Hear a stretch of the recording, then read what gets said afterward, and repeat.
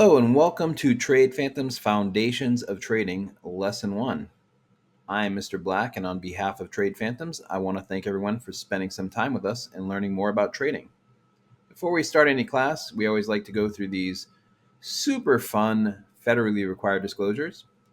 The first is that we are a purely educational institution. Trade Phantoms makes money two ways. We trade for ourselves and we teach people to do what we do.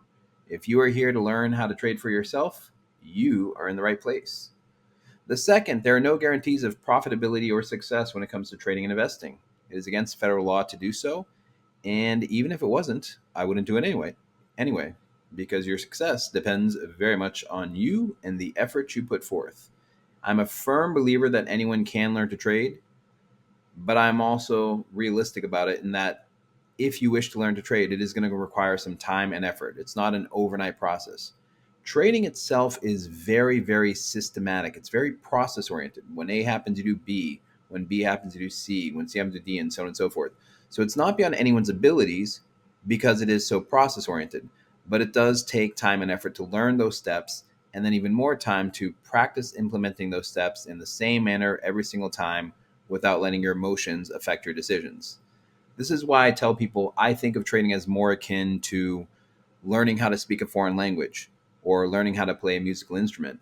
And what I mean when I say that is I'm a firm believer that anyone can learn to do it. Much in the same way, if you wanted to learn to speak a foreign language, you can learn to speak a foreign language. It's not beyond anyone's abilities. But people understand that if they wanted to learn to speak a foreign language, there is no shortcut to it. There is no like, what's the quick fix solution to learn how to speak, Italian or something like that. There is no what's the one word that lets you speak Italian forever. And this is the way people will often discuss trading. They'll talk about trading from this perspective of what's the one indicator or the one pattern. It's like learning a foreign language. There is no one single thing. There is no one phrase that's going to solve all of your problems. This is one of the highest paying skill sets in the world. It will take you time and effort to learn it. But if you are willing to put the time and effort in, you can do it. It's not beyond anyone's abilities. It's not a matter of intelligence. It's a matter of effort and dedication. Finally, everything is copywritten, so please do not reproduce, retransmit, etc., any of our stuff here. We appreciate it. All right. So, Trade Phantoms Foundations of Trading. We put this course together to help teach people more about trading at a professional level. In today's lesson, we're going to be talking about a few things. First, I'm going to give you a little bit of background on Trade Phantoms because if you're going to listen to us, you should probably, have some understanding of who we actually are. And then we are going to discuss more about how the markets really work because I find that most people don't really understand how the markets work. So I want them to understand that better. Little bit of history on Trade Phantoms. For those of you who are not familiar with our background, Trade Phantoms did not start out as an educational institution. We actually started out as a private trading community amongst professional traders. And that community still exists to this day. That's what Trade Phantoms Lead is. Back in 2020, we started working on a curriculum to help teach retail traders how to trade like professionals. And the reason we did this is we had a lot of our elite members that would have friends or family members that were interested in trading, but they themselves did not have a professional trading background. And so we wanted to have a curriculum that taught people from zero up to advanced level trading. We launched Trade Phantoms Pro in 2023. And since our inception, we have had over 1,500 members. We do enjoy a 4.9 star rating on Trustpilot, which we're very proud of. We are actually the fourth highest rated out of all companies. So out of 421 companies, we are fourth ranked in investment service, and we are the investment services on Trustpilot. And we are the highest rated trading school in the category, which we're also very proud of. So if you like reviews, go check that stuff out. We do trade all major asset classes: stocks, options, futures, forex, and crypto. So regardless, whatever asset class you are looking to trade, we trade it. All right, so let's get into tonight's lesson, or today's lesson. Depends what time you're watching this, I suppose. How do the markets really work? In my experience, a lot of people don't really understand price action and how the markets move. When you're talking about the financial markets, there are only two major players in the financial markets. There are retail traders and investors. That's you and me, right? I don't work on the professional side of the industry anymore. And there are banks, hedge funds, and financial institutions. Now, if you want a scary statistic, retail traders and investors tend to lose money over time, and it's a very high failure rate. Some studies say up to 97 to 98% of retail traders lose money trading over time. Banks, hedge funds, and financial institutions, on the other hand, are consistently profitable. They make money year over year, hand over fist. So, why is that the case? What's the big difference between us and them? Why are banks so consistent, whereas retail traders are so inconsistent? So, there's several different reasons for this. One of the things that people often point to is expertise. They say stuff like, well, they know a lot more than retail traders do. They have a much better and more profound skill set, right? And this is true. They are certainly knowledgeable, savvy traders. They know what they're doing and they know how to apply techniques effectively in the market. But at the end of the day, I can teach you stuff, right? I can teach you things, I can teach you techniques. Other professional traders can also teach you techniques that you can apply to the market. And yet, there's still a disparity. So, what's the real difference? Well, the real difference is banks control most of the capital, right?